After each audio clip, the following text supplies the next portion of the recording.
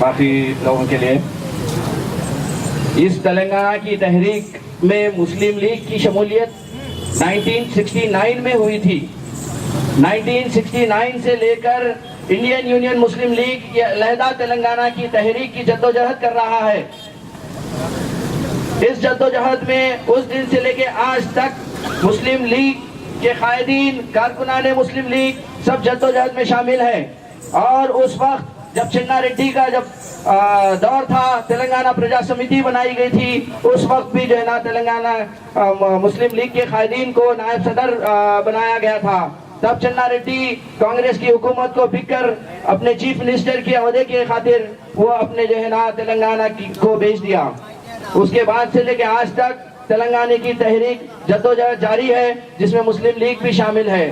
میں ایک اہم بات آپ کو بتانا چاہتا ہوں کہ ہندوستان میں جس طریقے سے ڈیموکریسی کا کام چل رہا ہے یہ غلط ہے، یہ سب سے بڑا فراڈ ہے۔ ڈیموکریسی اس طریقے سے نہیں ہوتی۔ سب سے امپورٹنٹ بات یہ ہے کہ ہندوستان میں ڈیموکریسی فیل ہو چکی ہے۔ ہندوستان میں ایک نیا انقلاب لانے کی ضرورت ہے ہندوستان کے واسیوں کو۔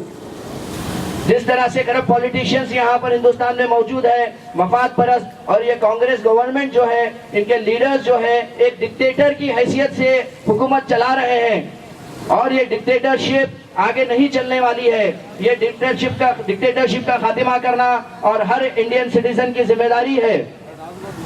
اور تلنگانہ کی تحریک میں کچھ جو ہے نا غلط باتیں بھی باور کی جا رہی ہے۔ جس طرح سے دلی میں میٹنگ چل رہی ہے، کہا جا رہا ہے کہ تلنگانہ کے قائدین جو ہے نا کانگریس کی حکومت کو بک چکے ہیں، یہ ساری افواہیں ہیں، یہ غلط بات ہے۔ یہ بات میں واضح کرنا چاہتا ہوں، جب تک تلنگانہ نہیں بنے گا، جب تک تلنگانہ کی تحریک چلتی رہے گی۔ اور ویسے ہی تو مسلمانوں پر ہندوستان میں بڑا ہی ظلم ڈھایا جا رہا ہے۔ یہ نہ ہی تلنگانہ کی بات ہے، لیکن پورے ہندوستان میں مسلمانوں پر ظلم ڈھایا جا رہا ہے۔ اور کچھ تلنگانہ کے لیڈرز جس طرح کے چندرا شیکھر راؤ صاحب ہیں، انہوں نے فرمایا کہ مسلمانوں کو تحفظات دیے جائیں گے تلنگانہ بننے کے بعد۔ تو انشاءاللہ اسی کے جو ہے نا مد نظر رکھتے ہوئے ہر مسلمان تلنگانہ میں اس جدوجہد میں شامل ہے۔ اور اگر یہ بات چھوٹ ہو گئی تو انشاءاللہ مسلمان گولی کھانے کے لیے بھی تیار ہے، مارنے کے لیے بھی تیار ہے، اور جو ہے نا انشاءاللہ تحفظات لے کر رہے گا۔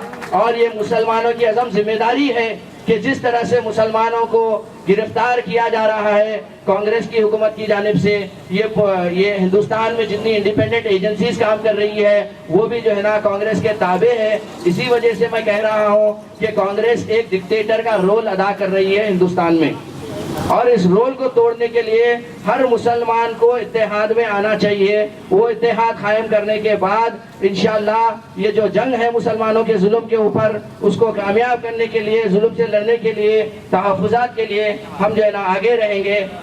بس میں آپ کا شکر ادا کرتا ہوں۔ زندہ باد، زندہ باد، زندہ باد، زندہ باد۔